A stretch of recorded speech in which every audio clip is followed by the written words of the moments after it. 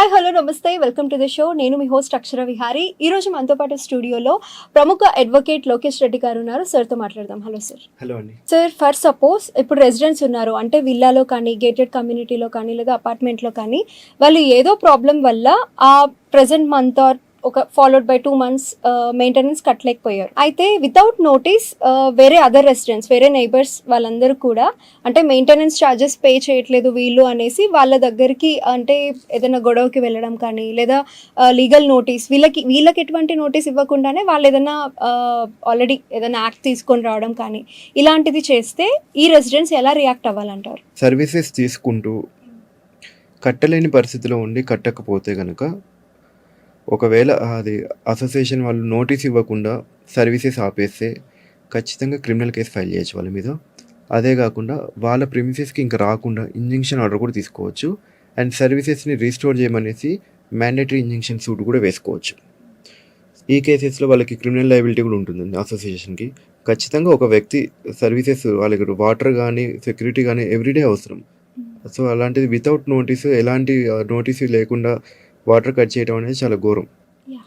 So కనీసం principles of natural justice అంటారు, వాళ్ళ వర్షన్ కూడా ఒకసారి వినాలి కదా. సో అలాంటిది ఏం లేకుండా కట్ చేసినట్లయితే ఖచ్చితంగా అసోసియేషన్ మీద క్రిమినల్ కేసులు పెట్టుకోవచ్చు. కొన్ని కేసెస్లో ఏంటంటే డబ్బులు పే చేసే కెపాసిటీ ఉండి కూడా అసోసియేషన్ లెక్కలు చెప్పట్లేదను, అకౌంట్స్ క్లియర్గా ఇవ్వట్లేదని, సో అకౌంట్స్ అన్ని చూపిస్తేనే నేను డబ్బులు కడతా అని చెప్పేసి ఒక కొంత గ్రూప్ ఆఫ్ పీపుల్ కూడా ఆగిపోతూ ఉంటారు, మెయింటెనెన్స్ పే చేయకుండా ఆగుతూ ఉంటారు. సో ఇలాంటి ఒక కేసెస్లో ఏంటంటే మీరు కోర్టులో సూట్ ఫర్ అకౌంట్స్ అని ఉంటుందండి.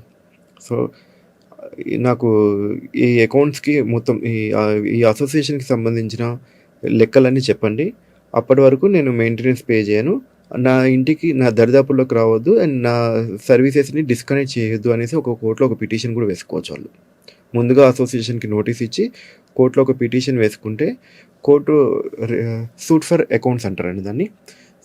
సో అది కోర్టు సానుకూలంగా వీళ్ళకి ఫేవర్గా ఆర్డర్ ఇచ్చే అవకాశాలు కూడా ఉంటాయి.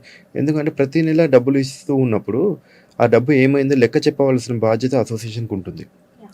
సో అలాంటి లెక్క చెప్పకుండా డబ్బులు లెక్క గట్టిగా అడుగుతున్నారనేసి అడిగితే లెక్కలు చెప్పానని నెపంతో మెయింటెనెన్స్ కూడా కట్టకుండా ఆగిపోయారనేసి సడన్గా వచ్చి నోటీస్ అది సర్వీసెస్ కట్ చేయడం అనేది కూడా ఇల్లీగల్ అండి. ప్రతి అసోసియేషన్ ఒక లీగల్ అడ్వకేట్ని పెట్టుకోవాలండి. ఒక అడ్వకేట్ని పెట్టుకుని సో అడ్వకేట్ గైడెన్స్ ప్రకారం వెళ్తేనే వాళ్ళ మీద కేసులు పడకుండా వాళ్ళు సేఫ్గా ఉంటారు. అలా కాకుండా ఇలా డైరెక్ట్గా కట్ చేస్తూ ఉంటే ఖచ్చితంగా వాళ్ళకి క్రిమినల్ లయబిలిటీ ఉంటుంది. ఈ రోజుల్లో గేటెడ్ కమ్యూనిటీ అంటే జనరల్గా సాఫ్ట్వేర్ వాళ్ళు వీళ్ళే ఉంటుంటారు. వాళ్ళకి రేపొద్దున ఫారెన్ వెళ్ళాలన్నా పాస్పోర్ట్లలో ఇబ్బంది అవుతుంది, వీసాలకు కూడా చాలా ఇబ్బందులు అవుతుంటాయి. ఆలోచించుకోకుండా డైరెక్ట్గా వెళ్ళి ఇట్లా కట్ చేయటాలు ఇట్లాంటివి చేయొద్దు. ఖచ్చితంగా లీగల్ స్టెప్స్ తీసుకోండి. ప్రాపర్ నోటీస్ సర్వ్ చేసి వాళ్ళకి రీజనబుల్ టైం ఇచ్చి అయినా సరే వాళ్ళు పే చేయకపోతే అప్పుడు మీరు ఇలాంటి కట్ చేస్తే మీకు ఏ ప్రాబ్లం ఉండదు.